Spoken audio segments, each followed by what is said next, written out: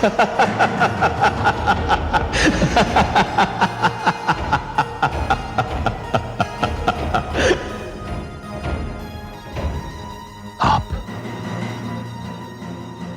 मैं कोई स्वप्न तो नहीं देख रहा देवी? नहीं सहस्त्रार्जुन, तुम स्वप्न नहीं देख रहे हो। तुम्हारे समक्ष मैं ही खड़ी हूं, ऋषि जमदग्नि की पत्नी रेणुका। मैं तुमसे कुछ कहने आई हूं। बड़ी बात यह नहीं है देवी कि आप यहां क्यों आई हैं। बड़ी बात यह है कि इस धरती की सबसे सुंदर स्त्री मेरे कक्ष में, मेरे समक्ष, मुझे अपनी आंखों पर विश्वास नहीं हो रहा देवी। तुम जैसे भोगी और विलासी व्यक्ति की दृष्टि को नारी में सौंदर्य के अतिरिक्त और कुछ कहां दिखाई देता है?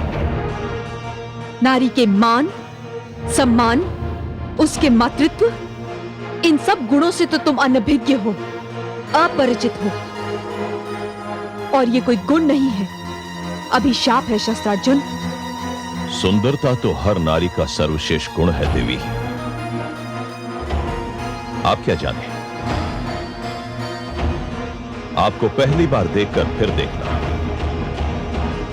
बारंबार देखना मेरे जीवन की इच्छा बन चुकी थी। ये रूप,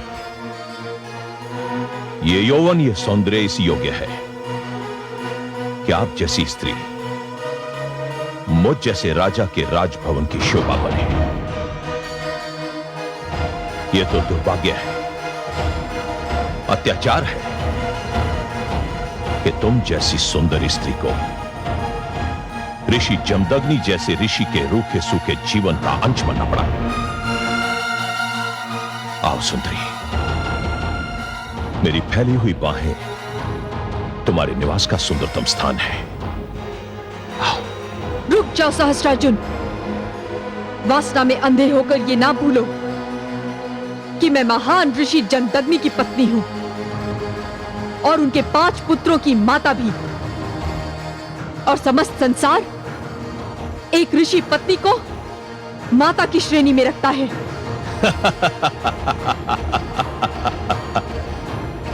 सहस्त्रार्जुन उस स्त्री के अतिरिक्त जिसने उसे जन्म दिया है, संसार की किसी भी सुंदर स्त्री को अपनी माता नहीं समझता देवी। और तुम जैसी सुंदरी को माता समझना सौंदर्य का अपमान होगा, महापाप होगा। आओ देवी, आओ, आओ देवी।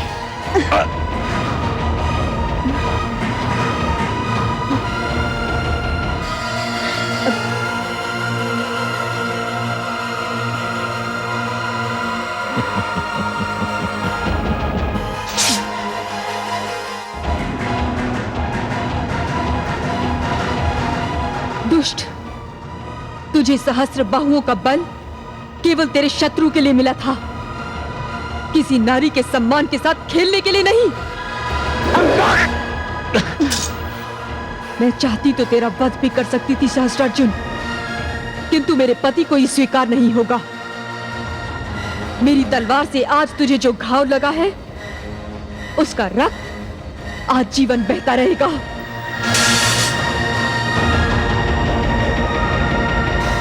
आप धन्य हैं देवी रेणुका, आप धन्य हैं। महादेवी, महादेवी देखा आपने? देवी रेणुका ने नीच सहस्त्रार्जुन को यह दिखा दिया कि नारियों का अनादर करने वालों के साथ कैसा व्यवहार होना चाहिए।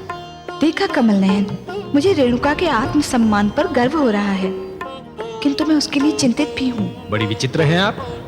जब मुझे चिंता होती है तो आप मुझे सांत्वना देती हैं, और अब आप स्वयं चिंताग्रस्त हैं। अच्छा बताइए, आपकी चिंता का कारण क्या है? मैं स्त्री हूँ कमल नयन, इसी कारण मैं पुरुष के स्वभाव को भली भांति जानती हूँ। संदेह पुरुष के स्वभाव का एक विशेष अंग है। दूसरों, विशेषतया स्त्रियों के चरित्र पर संदेह करना उसके लिए सरल है, और कभी कभी उसे इस संदेह में आनंद भी आता है। महादेवी, मैं आपकी बात समझने का प्रयास अवश्य कर रहा हूँ, पर समझ नहीं पा रहा हूँ। रेणुका अपने पति को कष्ट सहते देखकर व्याकुल हो उठी थी। वो सहस्त्रार्जुन के पास इसी कारण गई थी कि उसके पति और परिवार की यातनाओं का अंत हो जाए। उसे विश्वास था कि इस प्रकार वो सहस्त्रार्जुन के मन में लज्जा जगा सकेगी और अपने पति को उसके आतंक से छुटकारा दिला सकेगी। परंतु अब मुझे लगता है कि उसका ये विश्वास किसी संदेह की धारा में बहने वाला है। कोई है? कोई है? क्यों? ये घाव दिखाकर अपने सेवकों से भी अपने वीरतापूर्ण कार्य की बधाई लेना चाहते हैं? महारानी, जब वो ऋषि कन्या यहाँ खड़ी थी तब ये दहाड़ती वाणी मूक क्यों हो गई थी? मृत्यु के भय ने आपको उस स्त्री के सामने आत्मसमर्पण के लिए विवश कर दिया जिसके साथ आप बलात्कार जैसा घिनौना पाप करने जा रहे थे। महारानी, आप पत्नी होने की सीमा का उल्लंघन कर रही हैं। मैंने तो केवल एक पत्नी होने की सीमा का उल्लंघन किया है, किंतु आपने तो गौ माता की चोरी करा के क्षत्रिय धर्म और पूर्वजों की दी हुई संस्कृति की सीमा का उल्लंघन किया है। ऋषियों के आश्रम जलाकर आचरण की सीमा का उल्लंघन किया है। व्यभिचारी और विलासी बनकर समाज की हर सीमा का उल्लंघन किया है। और आज तो आपने एक पतिव्रता नारी, एक आदर्श माता और एक आदरणीय देवी के सम्मान पर आक्रमण करके मानवता की हर सीमा का उल्लंघन कर डाला। महारानी मृण्मयी, बस। यदि एक भी शब्द मुंह से निकला तो आप मेरी हत्या कर देंगे, यही कहना चाहते हैं ना आप? तो ये इच्छा भी पूरी कर लीजिए। मैं स्वयं भी इस अपमानजनक जीवन से ऊब चुकी हूं, परंतु मेरी एक बात सुन लीजिए। आज आपने जो किया है उसके क्या परिणाम होंगे आप उसकी कल्पना भी नहीं कर सकते। मैंने यहां किसी को इसलिए पुकारा था कि वो मेरे घावों पर लेप लगाए, इसलिए नहीं कि वो मेरे घावों पर नमक छिड़के। जो घाव आपके शरीर पर है उसका तो उपचार संभव है, किंतु जिस घाव से आपकी आत्मा आहत है उसका कोई उपचार नहीं। महारानी, हाथ क्यों रोक लिया स्वामी? काश आज आपने मुझे इस जीवन से मुक्ति दे दी होती जो एक लाचार नारी के अश्रुओं में भीगा हुआ है। विश्वास कीजिए, मृत्यु इस जीवन से कहीं श्रेष्ठ है, जो संतों को पीड़ित, नारियों को दुखी और शिशुओं को रोते देखकर भी कुछ नहीं कर सकता। आज मुझे अपने समस्त दुखों से मुक्ति मिल गई होती।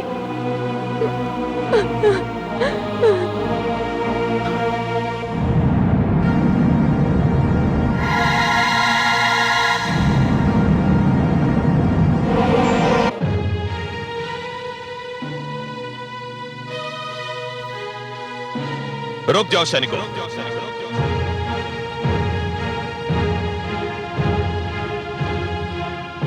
तो एक काम कीजिए, एक दिन हमारे राजभवन आइए।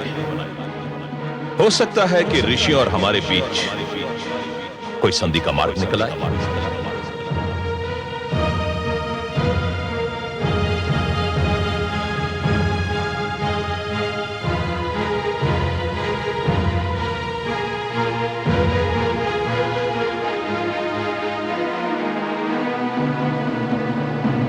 स्वामी,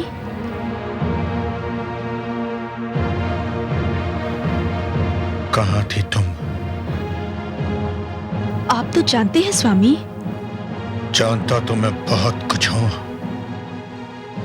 परंतु तुम्हारे मुख से सुनना चाहता हूं और वही सुनना चाहता हूं। स्वामी, आपके नेत्रों से जो कुछ झांक रहा है उसे जीवन में मैं पहली बार कोई संज्ञा देने में अपने आप को असमर्थ पा रही हूं। क्या नाम दूं इसे? क्रोध, ईर्ष्या या फिर संदेह? तुमने भी जीवन में जो किया है, पहली बार मैं उसे कोई नाम नहीं दे पा रहा हूं। मैं समझी नहीं स्वामी। जब पुरुष के लिए कहा जाता है कि रात्रि को उसकी आंख चाहे कहीं भी लगे, भोर को खुलनी अपनी ही शैया पर चाहिए, तब तो यह सिद्धांत स्त्री पर और कठोरता से लागू होता है। स्वामी, मैं जानती हूँ मुझे थोड़ा विलंब हो गया है, किंतु विलंब नहीं, पूरी रात बीत चुकी है। मैं क्षमा चाहती हूँ स्वामी, किंतु आप तो जानते ही हैं मैं कहाँ गई थी और क्यों गई थी। कहां गई थी यह भली भांति ज्ञात है मुझे, परंतु क्यों गई थी इस प्रश्न ने मुझे असमंजस में डाल दिया है। स्वामी, आप कहना क्या चाहते हैं? मैं कहना नहीं चाहता, केवल यह पूछना चाहता हूं कि पूरी रात आप उस दुष्ट सहस्त्र अर्जुन के पास क्या करती रही? स्वामी, आप मुझ पर संदेह कर रहे हैं स्वामी? यह मेरे प्रश्न का उत्तर नहीं है। आप मेरे पति हैं, मेरे स्वामी हैं, मुझसे प्रश्न करने का अधिकार है आपको, किंतु मैं आपकी पत्नी होने के साथ साथ सतीत्व का पालन करने वाली एक नारी भी हूं, और एक नारी के चरित्र पर लांछन लगाने का अधिकार आपको नहीं है स्वामी। मैं चाहती तो आपके हर प्रश्न का उत्तर दे सकती थी, किंतु नारीत्व के सम्मान की सौगंध अब नहीं दूंगी। क्यों?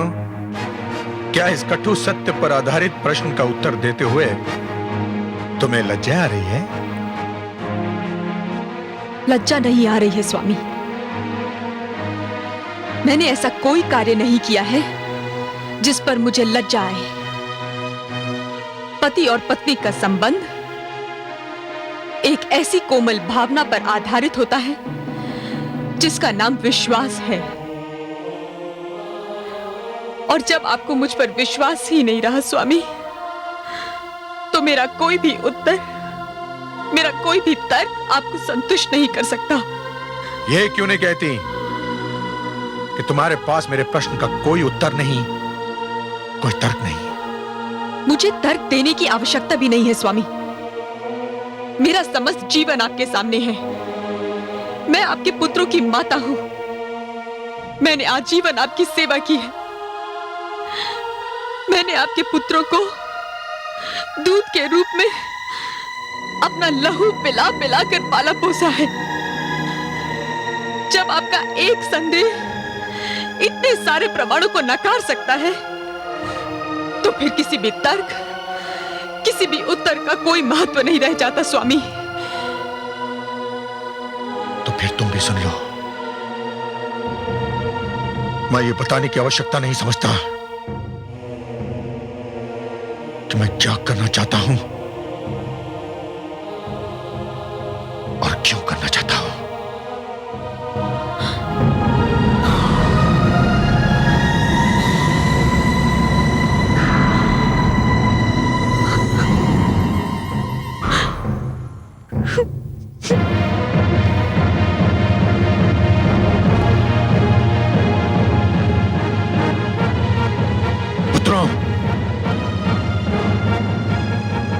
माता ने मेरे तुम्हारे समस्त परिवार के आदर सम्मान को धूल में मिला दिया है। उसने हम सबको लज्जा के सागर में डुबो दिया है। हम सब किसी को मुंह दिखाने के योग्य नहीं रहे। हम कुछ समझे नहीं पिताश्री। समझने की आवश्यकता भी नहीं है। आवश्यकता केवल इसकी है कि समस्त संसार ये जान ले कि एक ऋषि के परिवार के आदर सम्मान को धूल में मिलाने वाली स्त्री को क्या दंड मिलना चाहिए। पुत्रों, मैं तुम्हें आदेश देता हूं कि जाओ और अपनी माता का सिर इसी पल उसके धड़ से अलग कर दो। जाओ। ये क्या कह रहे हैं आप? क्या मैं किसी अपरिचित भाषा में बात कर रहा हूं? मैंने कहा कि वध कर दो उसका। वध कर दे? किंतु क्यों? मुझे तुम्हारी तुम्हारी माता के चरित्र पर संदेह है। क्षमा करें पिताश्री, या तो आपसे कहने में कुछ भूल हो रही है या फिर हमसे सुनने में कुछ भूल हो रही है। ना तो मुझसे कहने में कोई भूल हो रही है और ना ही तुमसे सुनने में। सत्य तो यह है कि मुझे तुम्हारी माता के चरित्र पर अब विश्वास नहीं रहा। किंतु ये कैसे संभव है पिताश्री? क्या मेरी बात पर विश्वास नहीं है तुम्हें? किंतु हमें माताश्री के चरित्र पर भी विश्वास है। अर्थात तुमको मेरे कथन से मिथ्या की गंध आ रही है। नहीं पिताश्री, किंतु हमारी रगों में दौड़ते रक्त से आज भी माताश्री के मातृत्व की सुगंध उठ रही है, और यह सुगंध हमें यह बताने के लिए पर्याप्त है कि यह मातृत्व एक चरित्रवती स्त्री का है। दूसरे शब्दों में तुम चारों मेरे आदेश को नकार रहे हो, अपनी मर्यादा का उल्लंघन कर रहे हो, पाप कर रहे हो तुम लोग। पिताश्री, हमें ज्ञात है कि पिता की आज्ञा का पालन न करना पाप है, किंतु माता का वध करना भी महापाप है। किंतु कोई ना कोई पाप तो करना ही होगा। अब यह निर्णय ले लो कि तुम्हें कौन सा पाप करना है। मेरे प्रश्न का उत्तर क्यों नहीं देते? चुप क्यों हो? पिताश्री, यदि हमारे भाग्य में पाप करना लिखा है तो हम पहला पाप करेंगे, किंतु माताश्री का वध करके उनके रक्त से अपने हाथ रंगने का महापाप कदापि नहीं करेंगे पिताश्री। दुर्भाग्यशाली हो तुम, दुर्भाग्यशाली। अपराध किया है तुम चारों ने, और इस अपराध के लिए मैं तुम लोगों को जीवन भर क्षमा नहीं करूंगा। चले जाओ यहां से, दूर हो जाओ मेरी दृष्टि से।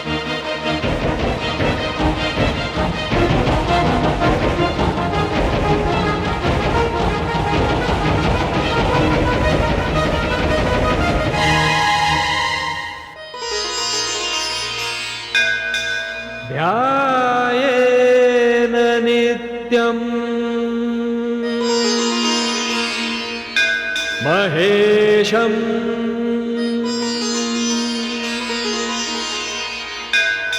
रजतगिरिनिभं चारुचन्द्रावदंसम्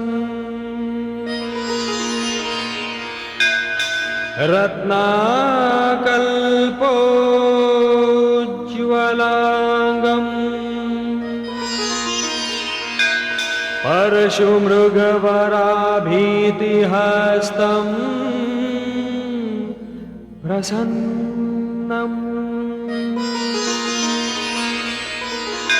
पद्मासीनं समन्तात्सुतम्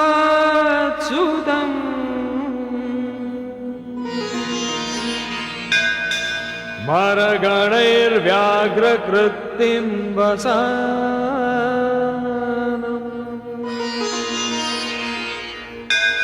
विश्वाद्यं विश्ववन्द्यं निखिलभयहरम् पञ्चवक्त्रत्रिनेत्रम् पञ्चवक्त्रत्रिनेत्रम्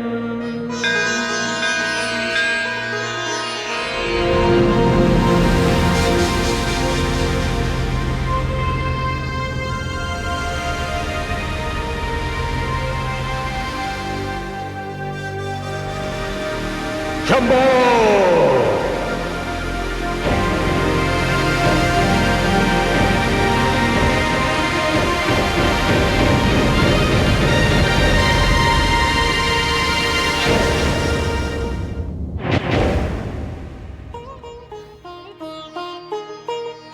न जाने मेरे स्वामी मुझसे रुष्ट होकर कहाँ चले गए हैं।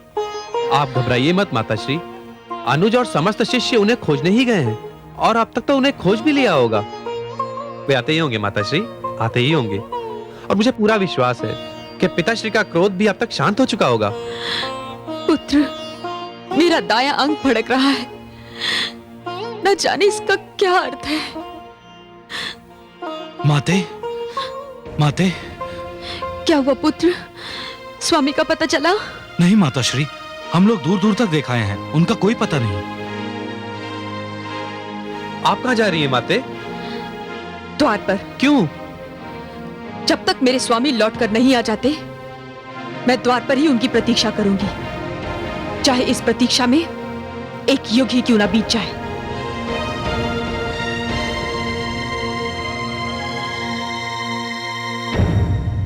मैं मां हूं, धरती मां। रेणुका ने तो अपनी समझ से अपने पतिव्रता होने का प्रमाण दिया, परंतु मुझे चिंता ये हो रही है कि कहीं एक नई प्रथा की नींव ना पड़ जाए कि पति चाहे जो करे और चाहे जहां चला जाए, पत्नी को उसकी प्रतीक्षा करनी होगी। हालांकि जो कुछ हुआ उसमें रेणुका का कोई दोष नहीं। रेणुका ने तो केवल अपने पति के आश्रम और अपने परिवार को बचाने की चेष्टा की थी। उसके चरित्र पर संदेह करने का पाप तो ऋषि जमदग्नि ने किया था। यदि किसी को दंड मिलना चाहिए तो ऋषि जमदग्नि को मिलना चाहिए, क्योंकि उन्होंने एक कठिन घड़ी में अपने विद्वान और ज्ञानी होने का प्रमाण नहीं दिया। समय आया तो वो भी एक साधारण पुरुष की भांति व्यवहार करने लगे। मैं जानती हूं कि संदेह एक ऐसा रोग है जिसका कोई उपचार नहीं, और मुझे भय है कि ऋषि जमदग्नि का झूठा संदेह कोई भयानक घटना बनकर सामने आने वाला है।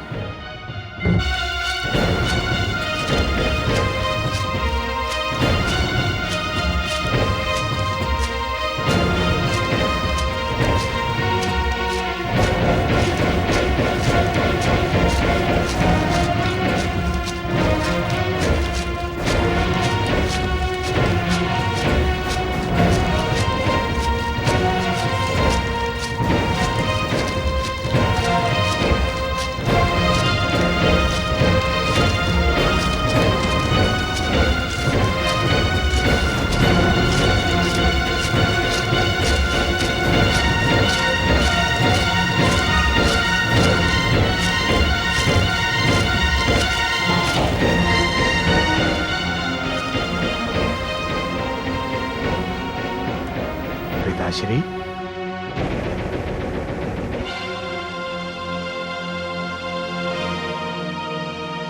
पिताश्री,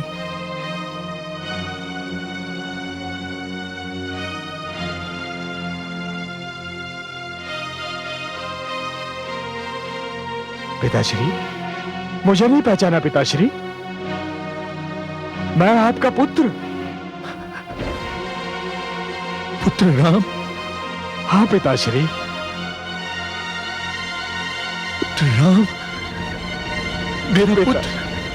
ओ पिताश्री, पुत्र राम, पिताश्री, मेरा राम।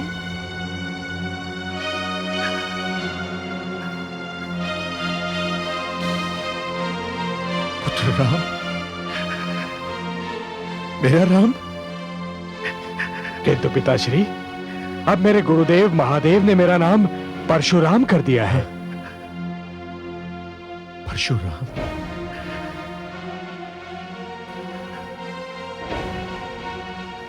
क्या हुआ पिताश्री?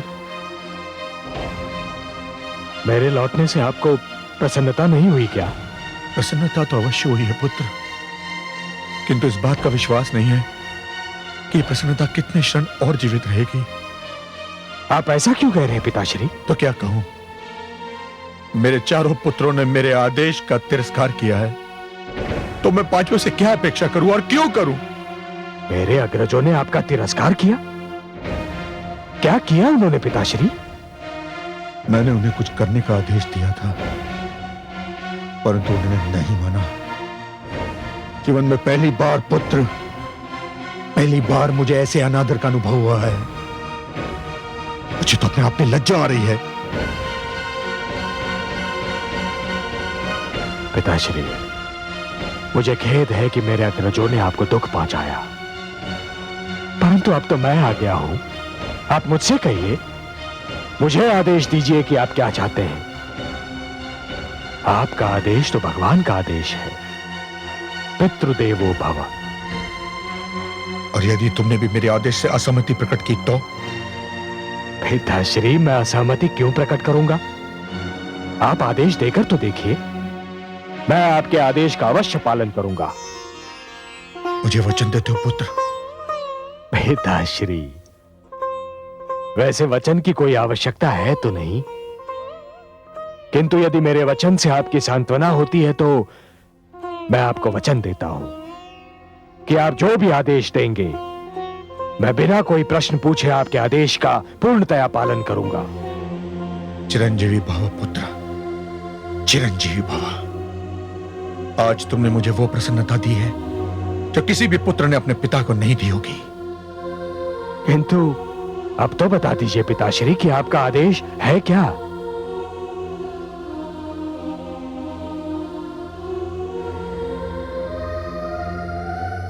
आश्रम चलो पुत्र, वहां तुम्हें सब कुछ बता दूंगा मैं।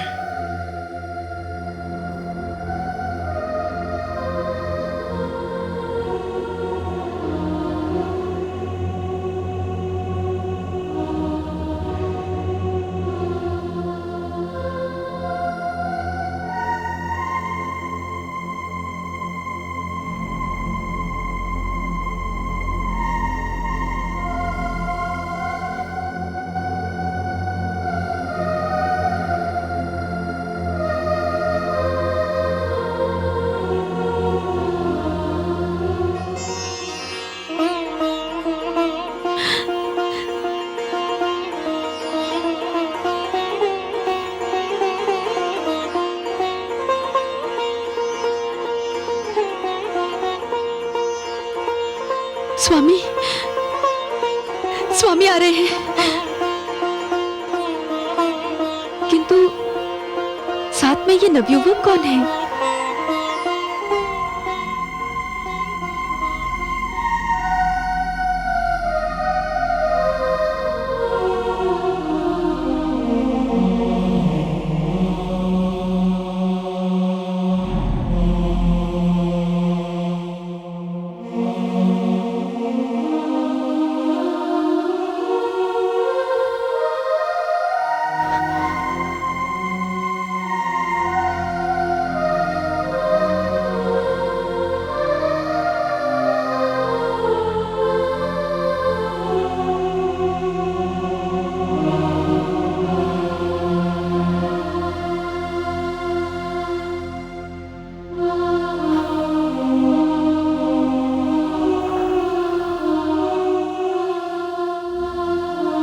कितने समय उपरांत उन चरणों को छू रहा हूं जो एक पुत्र के लिए स्वर्ग समान होते हैं।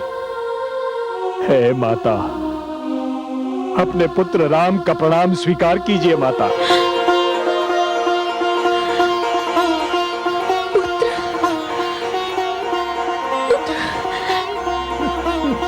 मेरा राम। हाँ माता। राम, राम तुम आ गए पुत्र। हाँ माता। मेरे लाल। हे माते।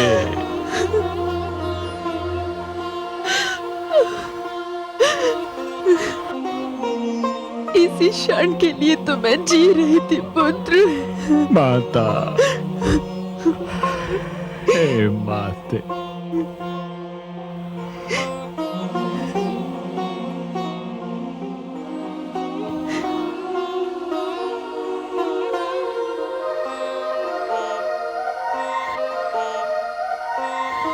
स्वामी, मुझे क्षमा कर दीजिए स्वामी, मुझे क्षमा।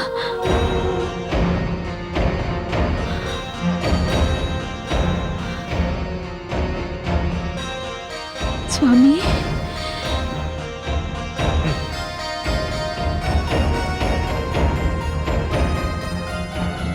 पुत्र, कहीं भावना की धारा में तुम बह तो नहीं गए ना? तुम्हें अपना वचन स्मरण है ना? तो काट दो अपनी माता का सर।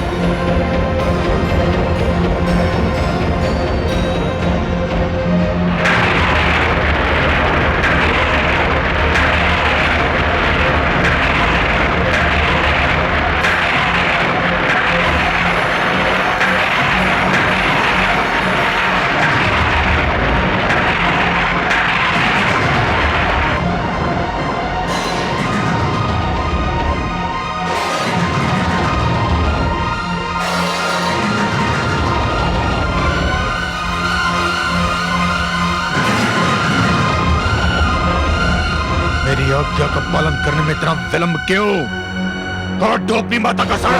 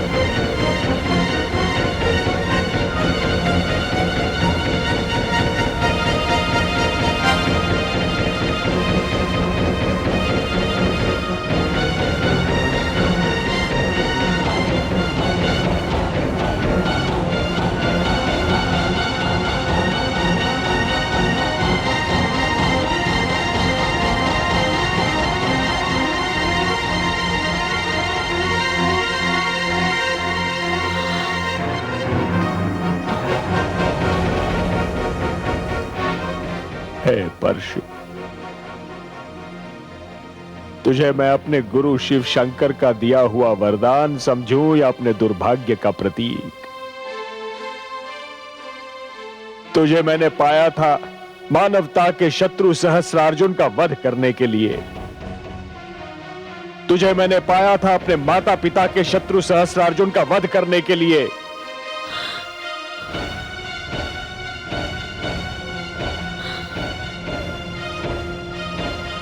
परंतु तेरा प्रथम प्रहार होगा उस माता पर जिसकी कोख से मैंने जन्म लिया,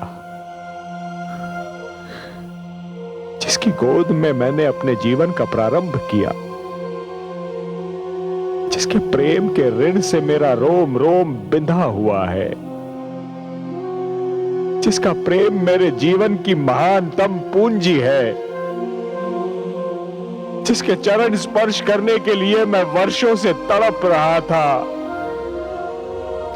गुरुदेव, हे शिव शंकर, हे समस्त देवी देवताओं, हे समस्त ऋषिगण, आप सब साक्षी रहना कि मैं केवल अपना वचन निभा रहा हूं, केवल अपने पिता की आज्ञा का पालन कर रहा हूं।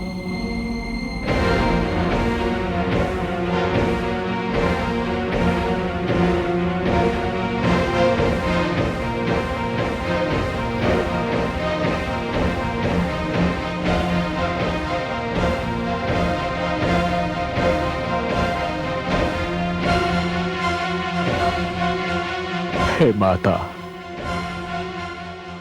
अपने इस अभागे पुत्र को क्षमा कर देना माता।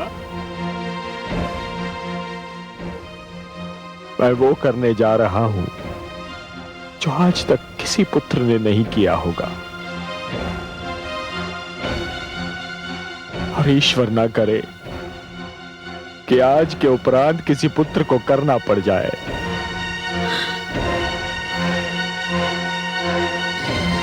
क्षमा माते, क्षमा माते।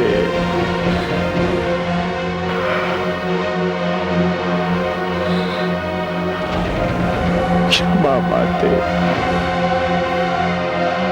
क्षमा माते, क्षमा, क्षमा माते, क्षमा माते, क्षमा।